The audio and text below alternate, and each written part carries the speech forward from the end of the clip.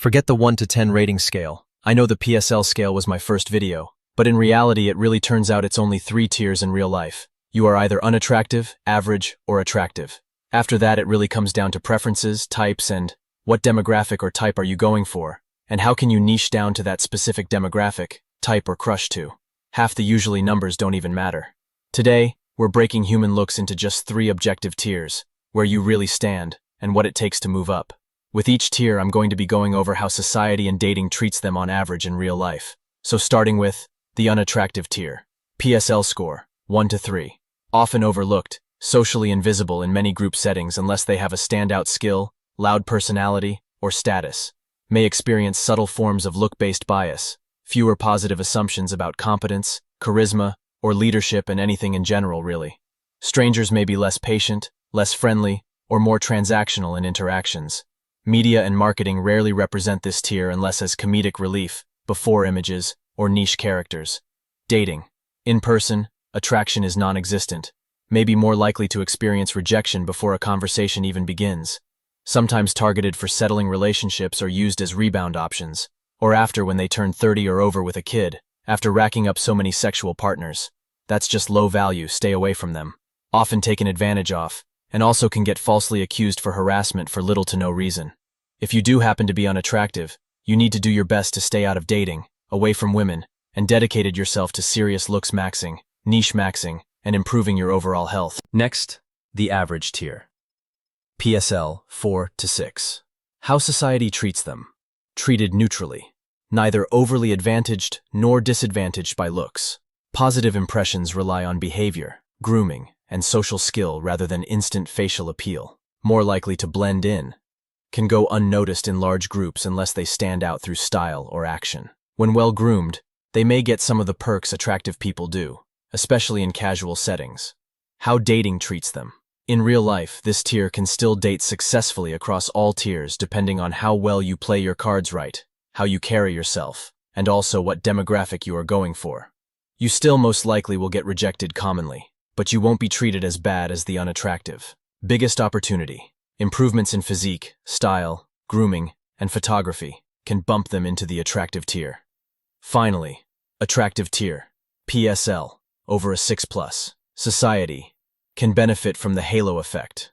People assume they are more competent, trustworthy, and likable depending on their archetype. Receive more eye contact, more smiles, and better service in public spaces. More likely to be offered opportunities based purely on presence, social invites, job consideration, influencer potential. Mistakes and social blunders are more easily forgiven. How dating treats them. In person, they may get approached more, flirted with more, and are given the benefit of the doubt more often. More options lead to selectivity. They can be choosier without risking complete scarcity.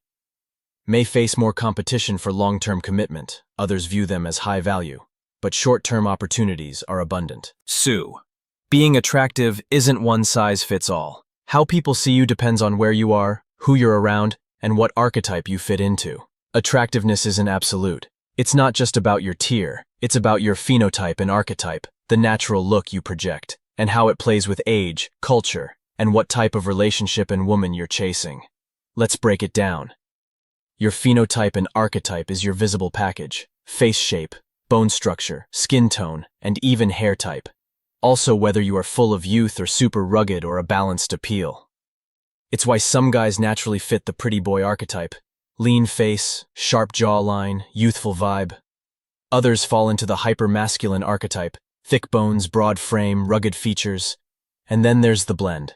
Average features, balanced, not extreme in any direction. Each phenotype and archetype can be attractive, but they don't attract the same kind of women. So here are some examples I will go over.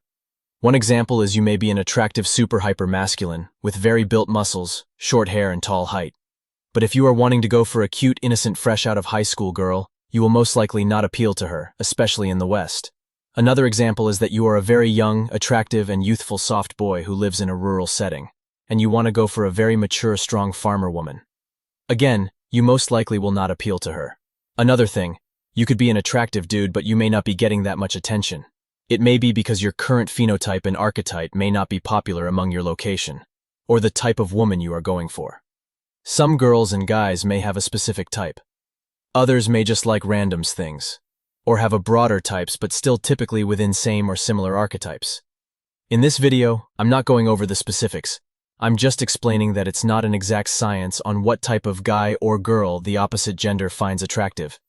You also have core personality and mannerisms too that can determine if a girl finds you attractive or not. That will be it for the video. Please press like, comment, and subscribe.